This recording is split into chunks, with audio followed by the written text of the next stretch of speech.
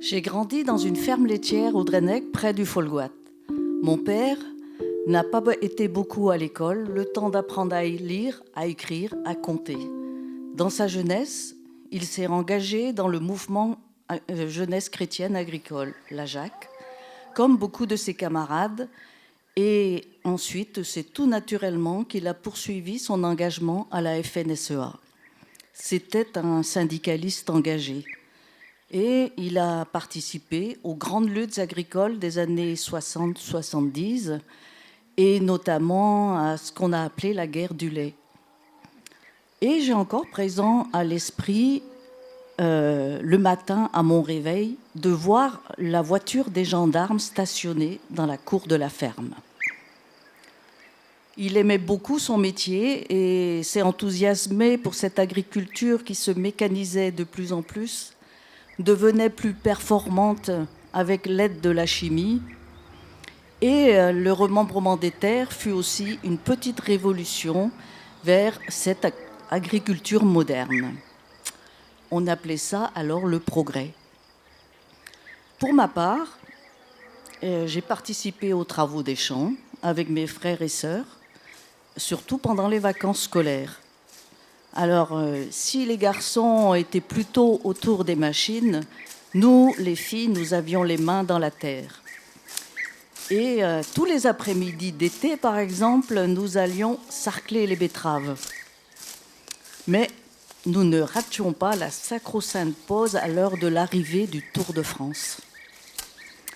Nous allions préparer le goûter des hommes et tous, nous écoutions religieusement la radio. 6e espagnol Jiménez à 3 secondes, 7e Le Thor de l'équipe des Bleuets à 3 secondes également, 8e Pouchel Allemagne à 2 minutes 2 secondes, Poulidor est 10e à 2 minutes 4 secondes, Monti l'Italien est 11e à 3 minutes 46 secondes.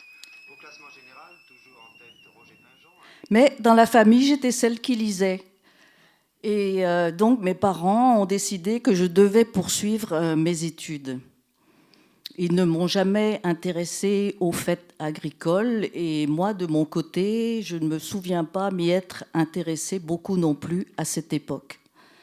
D'ailleurs, le fait que j'étais intellectuelle était à ce point ancré dans les esprits qu'un jour, le recteur de la paroisse, alors qu'il faisait sa tournée, nous voit à la récolte des betteraves et vient nous saluer en me disant « Tiens, l'intellectuel est au champ aujourd'hui ». De plus, ma mère trouvait que la vie à la ferme était dure et vraiment peu considérée, surtout pour les femmes. Et elle nous laissait entendre que les ouvriers et surtout leurs épouses avaient une vie bien meilleure. Donc, je suis rentrée en 6e, en pension, et j'ai poursuivi ma scolarité jusqu'au baccalauréat. Plus tard, je suis devenue infirmière, je me suis spécialisée en hygiène hospitalière, et quelques années après, j'ai entamé une formation pour devenir cadre de santé. Mon travail me plaisait beaucoup. C'était pas monotone et je voyais beaucoup de monde. Mais l'heure de la retraite approchait et je dois dire que je voyais ce moment arriver avec quelque appréhension. Alors j'étais contente bien sûr, mais il y avait un peu d'appréhension quand même. La crainte en fait de me retrouver assez seule. Bon, à 62 ans, je quittais le monde du travail comme on dit.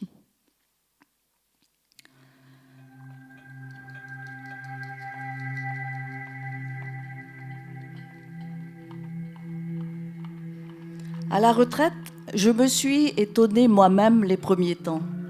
En effet, je me réveillais le matin et la première pensée qui me venait à l'esprit, c'était que ma journée était déjà payée. Et ça me paraissait mais vraiment incroyable. Je mesurais ma chance. Mais j'ai assez vite réorganisé mes journées et commencé à m'intéresser à ce que je n'avais pu faire jusqu'alors. Je décidai aussi de faire un peu de bénévolat et là, ce fut au Resto du Cœur. Alors, dans un premier temps, je me sentais vraiment bien, puisque je faisais beaucoup de rencontres. Mais bientôt, ça ne m'a plus suffi. Et, quelque part, un sentiment de ne pas apprendre grand-chose.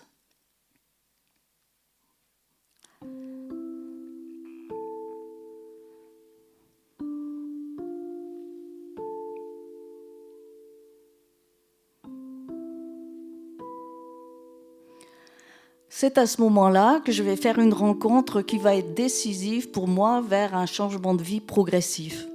En effet, à l'occasion d'une animation de l'association Vers le Jardin dans mon quartier, sur le thème du désherbage naturel, j'ai fait la connaissance avec une partie de l'équipe et le directeur, Michel Campion, qui me proposait aussitôt de me joindre aux jardiniers du Jardin Bleu. Le Jardin Bleu, c'est un jardin partagé qui se trouve sur la rive droite et avec une parcelle collective. Je crois n'avoir pas hésité beaucoup pour lui dire oui, et donc j'ai commencé à y aller très régulièrement l'été 2014.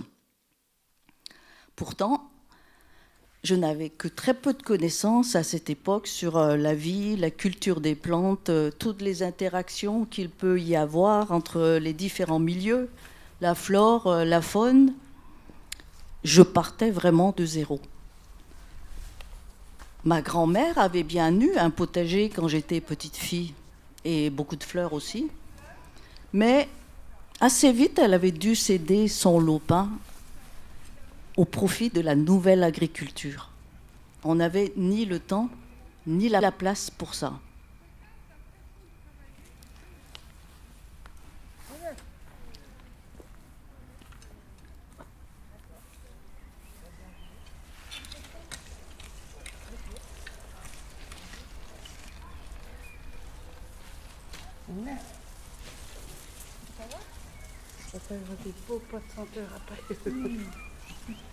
Au jardin, donc, j'ai rencontré beaucoup de jardiniers de Brest et d'ailleurs.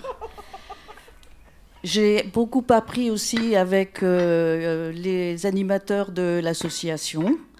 Et donc, entre autres, comment prendre soin de la terre et l'enrichir naturellement, quelles plantes on peut associer, ou au contraire, l'association desquelles il vaut mieux éviter, comment faire avec les petits ravageurs. J'ai aussi appris à faire du purin d'ortie, de consoude, et bien sûr, je pratique la rotation des cultures, le paillage, comme les autres jardiniers, et le compostage est entré dans mes habitudes. Quand je suis au jardin, j'oublie tout le reste. Je suis concentrée sur ce que je fais, qu'il s'agisse de préparer la terre, de semer ou repiquer des légumes, ou toute autre activité du jardin. Je me suis familiarisée aussi avec les insectes et autres petites bêtes que l'on trouve dans nos jardins. Et je me réjouis même de voir un ver de terre.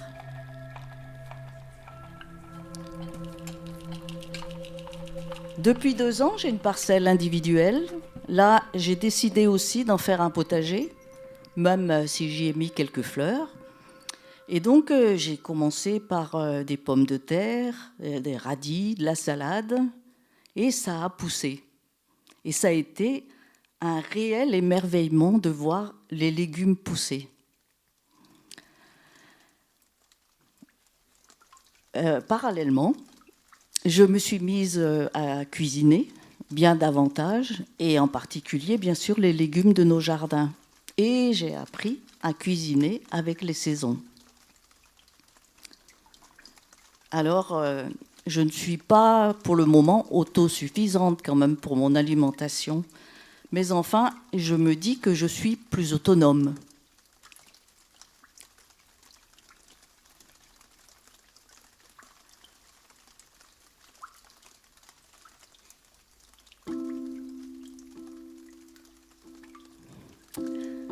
Mais Et c'est qu'une goutte d'eau ce que tu fais là, m'a dit un jour mon frère.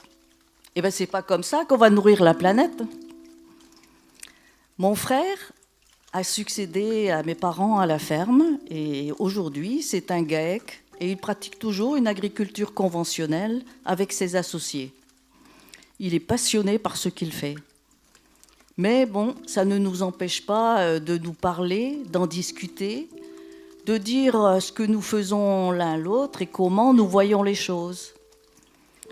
Et ma foi, il évolue de son côté puisque aujourd'hui, il peut s'intéresser à d'autres pratiques agricoles. J'ai la faiblesse de penser que j'y suis peut-être un peu pour quelque chose.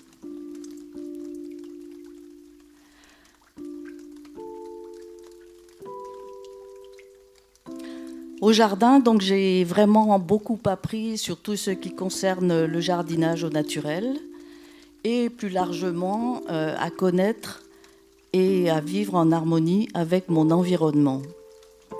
Et je continue à apprendre, à élargir mes connaissances. Actuellement, par exemple, je porte un intérêt grandissant pour les herbes sauvages. C'est fou ce qu'on peut faire avec. Et vous ne serez peut-être pas étonnés si je vous dis que je porte un regard complètement différent sur ce que certains appellent encore des mauvaises herbes.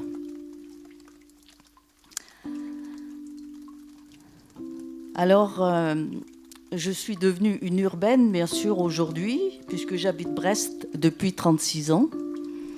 Mais bon, je crois que je suis restée quand même assez proche de la nature et que j'ai gardé même une certaine forme de bon sens paysan. J'observe beaucoup, j'évalue les situations, je relativise aussi, parce qu'on n'a pas toujours les résultats escomptés.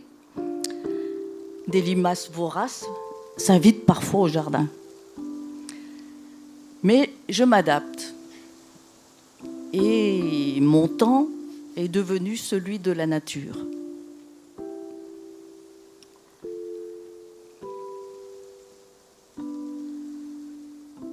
En retraite, je pensais que je me tournerais vers des activités intellectuelles. Pour finir, c'est en cultivant mon potager que j'ai beaucoup appris et même trouvé un nouvel équilibre. J'ai découvert un autre monde. D'ailleurs, je me présente volontiers aujourd'hui comme une jardinière.